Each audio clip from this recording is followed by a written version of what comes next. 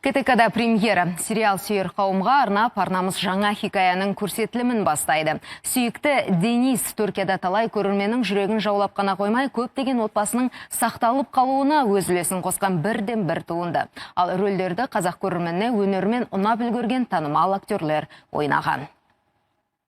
Жаным, сен ана жақтан бастай бер, мен мына жақтан бастайым. Рахмет.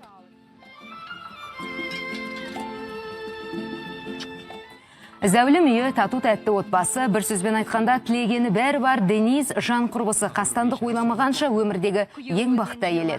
Оның бұл бақытын көре алмаған Хюлья күйеуін азғыруды ойлайды. Ол ойын іске асырады. Қызметші қызбен таныстырып отбасына ірткі салады. Тағдыр тәлкегіне түскен келіншек ақыр соңында көк тиынсыз бала шағасымен көшеде қалып қояды. Бірақ тағдыр мұнда да оны сынауын тоқтатпайды. Сұмдық жайттарға толы сериал ақыл тоқтатқан көбіне отбасылы азаматтарға арналған. Басты кейіпкер Дениздің рөлін өзге Өзберг ойнаған. Ал адасқан күйеудің рөлінде Хакан Эратик. Туынды бастан аяқ қазақ тіліне аударылып, орысша субтитрмен жазылған.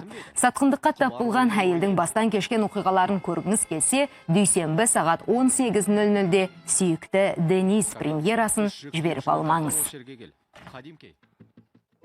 Шын мәнінде нағыз жанып тұрған от екеніңе сенімдімін.